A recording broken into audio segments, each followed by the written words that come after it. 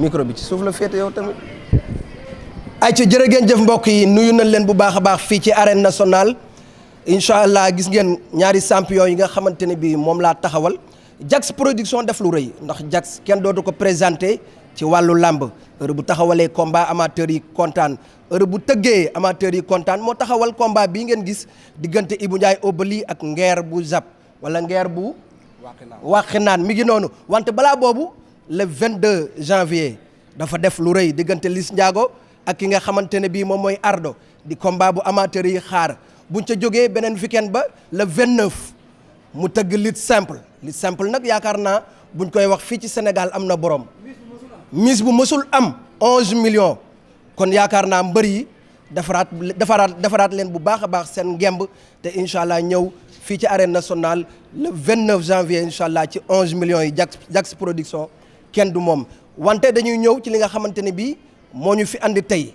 Nguer bu Zap di champion di ndaanaan bëree ak ndaanaan yu bëri ci làmb ji bëree tàkkusaan bu nekk ci làmb ji yaakaar naa incha allah danañ ñëw waxtaan ak moom léegi waaye Ibou Ndiaye Obali di xele am fulla am fayda am jom am fu mu teg bëtam lutte simple moom tamit mu def ci lu bari wane ci ay preuve am biig rek wane na ci lu baree bari fële ca yaaye macha allah gis ngeen nam fa def di jaaju di matt ay saaku mi ngi noonu ayca damay commencé ci ki nga xamante ne bii mooy Nguer mu nuyoo ak mbokki internet yi salaamaaleykum Nguer. waaw maaleykum salaam auzu billaahi mina seytaani rajiim ginnaaw bu ñu santee yàlla julli ci yonent bi ñu ngi sant di wax jërëjëf Serigne Touba di sant suñu ñaari waajur di nuyu monde entier di nuyu waa Sénégal di nuyu suma adversaire Ibou Ndiaye Obali di ko wax mention spéciale xam nga di la nuyu yéen journalistes yi di nuyu Ami Collé di nuyu Jax production di leen nuyu waa Leewtoo di jaajëfal àdduna di jaajëfal waa Sénégal rawatina waa Pikine dafa am bor nag boo xamante ne dama leen ko amal te dama leen ko war a fay incha allahu rabbi. danañ ci ñëw ci kanam ay ca Obali. waaw ginnaaw bu ñu sante yàlla ñu ngi jóge si yonent bi maa ngi nuyu ñëpp di sant journalistes yi yëpp di nuyu suñu promoteur bi Jax di nuyu suma adversaire bi suma grand frère Nguer waaw di ko ñaanal jàmm bu baax a baax xam nga waaw di ko gën a sant di ko gërëm parce que gars yi bëggoon nañ suñu combat ñoom Ami Collé promoteur yëpp dañoo wër adversaire ba sonn gars yi di daw de gauche à droite muy grand frère muy ku am jom xam nga di xam ne làmb temps la te liggéey ga te am na mbër yoo xamante ne nii tey dañoo war a roy ni moom mais toog suñu waxee mbër nga bañ ko jël soo xëyee soo sa daag di wër bureau jàmbur yi di fëgg di ñaan xam nga kii defu loolu dafa am fuga am fayda am jom ñëw jël avance bi pour bëre lépp lu mu si am rek ñoo ngi ñaan suñu borom defaral ko jàmm mu muurloo ko parce que làmb ga rek que le meilleur gagne ni ma ko mënee daan noonu nga ma mënee daan di ñaan suñu borom suturaal ñu bës ba rek. dégg nga ko nee na jël na avance bi mais dafa ameel ay supporters am bor. waaw non bor bi moom fii bu baax waaw bor bi moom du fii nga koy fayee waaw mais di ñaan yàlla suñu borom rek xam nga waaw amul programme am jóge de. waaw am na si lu mu jóge gaynde gunu gaañ la. amul benn programme waaw na gën a liggéey rek entraîné ji te xam ne Ibou Ndiaye moom 24 heures sur 24 day entraîné Ibou Ndiaye mu ngi si compétition yi waaw Ibou Ndiaye mu ngi toog di xaar jour combat ba jot ñu ñëw remplir suñu contrat waaw. nee na moom kenn du ko fayee bor de. waaw mooy li may wax rek xam nga ñëw sama gaale def benn émission ma wax la tey moom ndeysaan ku ñàkk ki ñaan la wax na ko ne ñun ay nit ñu am jom lañ taxawuñu si bureau kenn wala si mairie kenn di ñaan xam nga li am solo mooy àdduna boo tollee ci liggéey nekk ndaw liggéeyal man bëgguma lu yomb wax naa la ko te dafa mel ne loolu la suñu borom di confirmer tey Ibou Ndiaye champion la boo xam ne ñëpp dañ ko fi bàyyi tey fi mu toll affiche bu doy waar la affiche bi sax moo gën a graaw grand combat parce que buñ ko déggee dañ ne non mais Nguer nu muy defati nii mais Ibou Ndiaye dinañ ne waaw jóge ci xale bu ës blende dugaat ci ku gën a dee mooy li ma la wax man sama adversaire sama àdduna bëgguma lu yomb parce que du ma taxaw di tàllal kenn loxo moo tax tey ku mel ne Ami Collé mention spéciale jigéen ju mën góor moom dañ koy ñaanal yàlla parce que c'est une femme battante parce que tey bi ma woowee wallahi azim bon wax nañ ci wax bu gàtt rek mais dama xam ne jigéen ju mën góor la moo tax dama baissé sama loxo bu baax pour jàppale ko moom parce que bëgguma muy ut di ñàkk comprendre nga mu nekk champion boo xam ne ndaanaan la def na lu ne ci làmb ak lutte professionnelle tey la ko yàlla dogal parce que tëggoon nañ suñu combat muy ale maa ngi koy jaajëfal mu am nu mu demee moo tax combat bi mujjul antu mais fii la ko yàlla tuddee li am solo rek mooy ñun dañoo war a joxe un bon exemple mooy lan wax lu tuuti jëf lu bari mooy comme li ma wax liggéey nekk sama rëkku liggéey mu nekk si ruuxam liggéey jour ba mu ñu jëflante wane jom wane ful ne wala fayda mais ci ak li nga jógee est-ce que jël Obali du risque ci yow man nee naa la man su ma live lépp risque la boo risqué wul dara doo am dara man suma live yëpp nee naa la mooy li mu wax dafa wax boo xamante ne wax ji dafa tëju mooy ñun nekk ñu ay mbër yoo xam ne dañuy taxaw di tàllal loxo liñ gëm mooy dañuy ñafe bés bu nekk ñun bés du rëy si ñun parce que bés bu nekk am nañ ko léegi li ñuy ñaan yàlla rek mooy que le jour bi yàlla defal ko jàmm defal ma jàmm yàlla may ñu ndam incha allah. nee na nga entraîné bu baax de. waaw daf maa dolli jom loolu kañ boo ko waxee mbër mooy am na lu fi nekk moo tax mu may ñaax ne da nga war a entraîné parce que dafa bëgg bu ñu ñëwee simeeku ñu xam ne ay mbër simeeku nañ te bu soobee yàlla loolu dina am incha allah. bu soobee yàlla loolu dina am Obali mu mel ni sa grand frère ngay bëreel moo la jiitu ci làmb expérience la contre la jeunesse lan la ñu mën a xaar incha allah jouru làmb ji Obali lan lay andi Obali bu bees la ñuy gis wala Obali ban doon gis la ñuy gisaat. waaw di ko sant di ko gërëm rek parce que xam nga moo tax làmb dafa nekk loo xamante ne nii dafa commencé sooxe parce que mbër yi tàppet dañoo bëri ami kooga mi bu nga waxoon ñaata mbër nga ñu woo. kon ñin la tuddal dafa bëri. ñu daw waaw doo ma bàyyi ay ñoom Jordan ay ponk ak yoo xamante ne nii jaral na ñu xëy sax di am ay programme mu ndékki Jordan benn ak yeneen mbër yoo xamante ne du ma sax wax seen tur ponk ak yu toog noonu nga xamante ne nii yow toog nekk 2 mètres di peser ay 150 kilos ah suñu nga nee jóge combat Obali ngay naan fii nga xari jaar fee nga bëy daal mais Nguer moo ñu may sens waaw man moom moo ma may sens di ko sant di ko gërëm xam nga di ko jox wàccuwaayam di ko jox cër ak respect combat bi nag xam nga di si woo ñëpp waaw képp kuy yow xam nga ne stade bi séeréer yi moom woote teel na rek waaw woote teel da ngeen a war a waxante yeen ñaar waaw combat bi lan lañ ci mën a xaar bëre xeex non combat bi moom Nguer moom li ma ko mën a xam ak mooy Nguer moom arbitre bu nee prip damay dox si kawam bon waaw Nguer ngay bëreel de waaw Nguer ngay bëreel te xam naa ne Nguer jàmbaar moom day taxaw xeex mais arbitre bu nee prip Nguer man maa ngi ci kawam dinaa mel ni oto bu camion bu amul frein si kawam waaw moom nag moo xam nu muy résister googu ak nu muy gëjantee mais man bu arbitre prix maa ngi ci kawam fu mu taxaw dama ko fay fekk. nera foo taxaw mu fekk la fa de. waaw boo woowee naar ci guuxum soow da nga koo dimbali rek.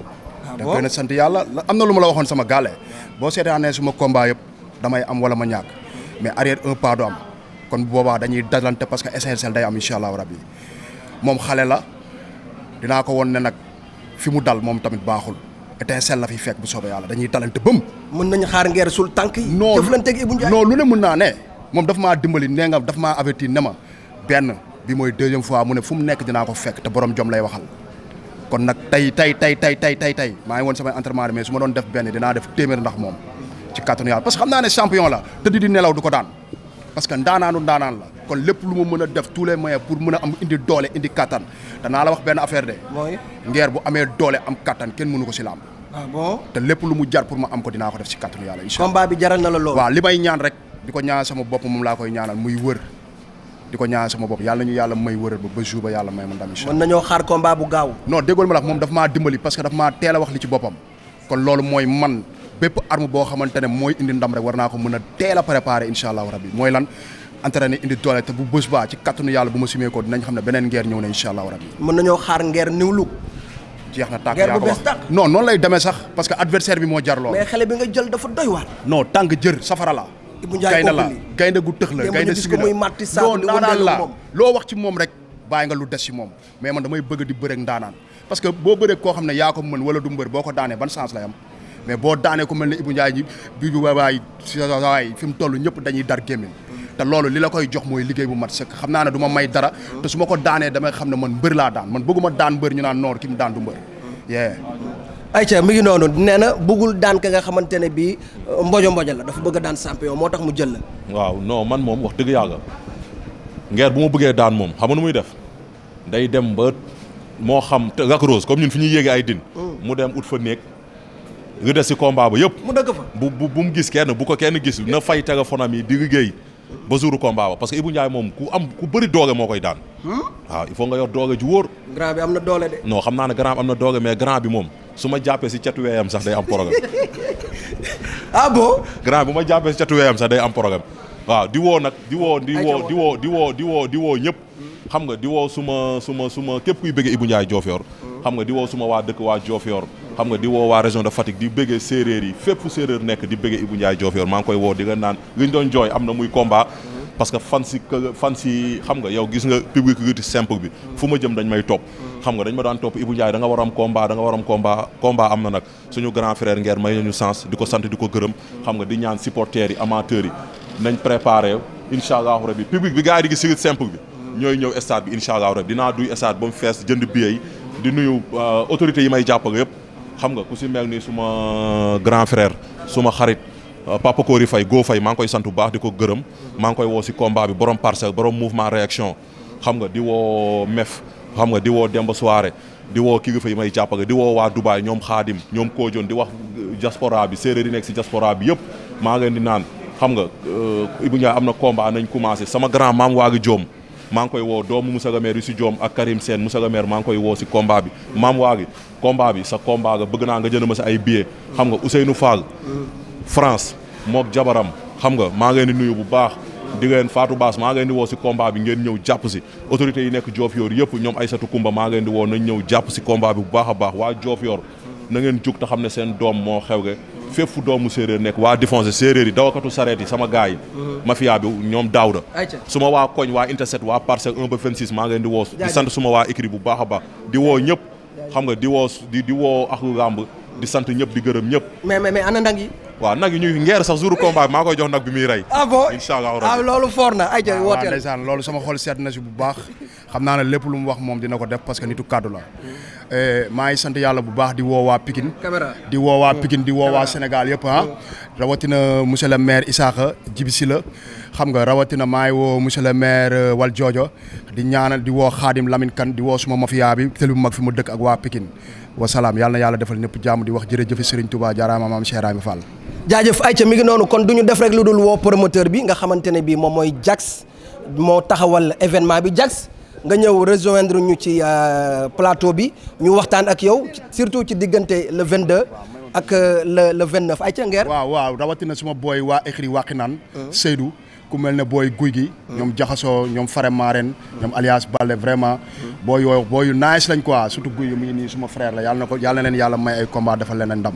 parce que booy loo xam ne maa ngi ci écrit bi mais vraiment père sax lañ may woowee te pourtant maguma leen kon loolu si rafet jukko la bokk kon maa leen di jaajëfal di leen ñaanal yàlla defal leen jàmm di ko ñaanal Sénégal di ko ñaanal ñëpp di ñaan tamit kilifa diine ak kilifa aada yi réew mi yàlla def fi jàmm mention spéciale Jax. jaajëf Aïcha mi ngi noonu Jax. combat bi nga taxawal amateur yi bëri dañ ko doon xaar amateur yu bëri bëggoon ko. est-ce que taxawaloon combat bi yomboon na. combat bi ñii ñoo ko taxawal man xaw ma dara ci combat yi. man lutte simple mooy suma affaire. Ami Collé moo ko taxawal ñoom Ami Collé ñoom Idi yi ak ñoom Aas ak yooyu ñoo ñu taxawal affaire yi man di xam man kii laa rek. ok waaw dara laa ci xamul. ok mais taxawal nañ combat bu neex. waaw ay champion lañ nag moom. waaw c'est certain waaw. nga jëm ci mën nañ wax ay journée yu bëri le 22 ak le 29. le 29 waaw le 22 ñoom Liis Ndiago la ak Ardo waaye li ci biir moo garaaw caatu ay dang ci biir. Alaaji Ndiaye waaw. sox mu ngi ci biir. borom Joal. kii ngi ci biir Boy Maroon. Petit Seleng ci biir. Babou Sarr Diofior mu ngi ci biir. Thié mu ngi ci biir. ak kanati ak Mbin Ngaaj ñi ngay wax Boy Petersen mu ngi ci biir ak yeneen boy yu garaaw. waaw foofu incha allah le 22 fii ci arène nationale waaw. grand combat bi mooy Liis Ndiago ak Ardo. Liis Ndiago Ardo ñooy grand combat bi waaw. le 29 nga def lu kenn mësut a def. non le 29 dañuy toj dëkk bi maag Yaxya kooku moom jarul wax ñii ñëpp xam nañ li xew. ku nekk yaa ngi làqu di defaru di préparé. bàyyil ba affaire bi démarré rek.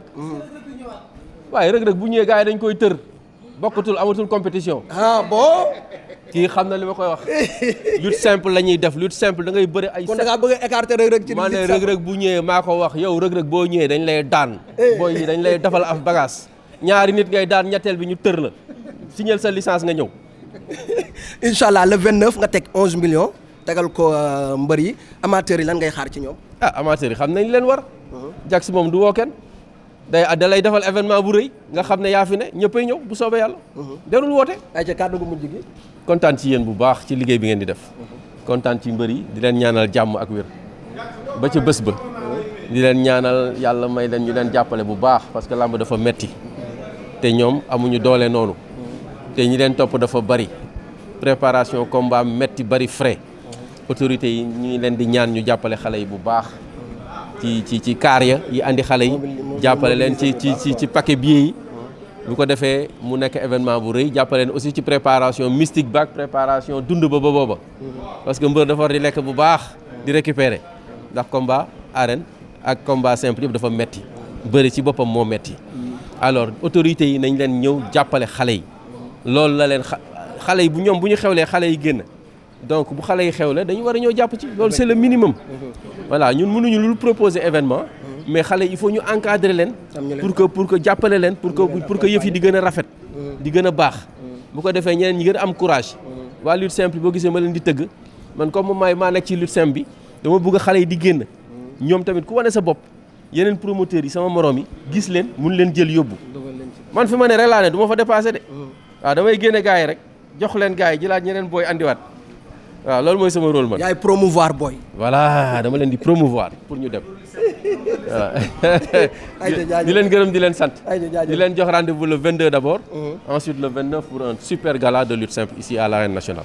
Merci beaucoup. ayca mi ngi sama mbokk séeréer yi.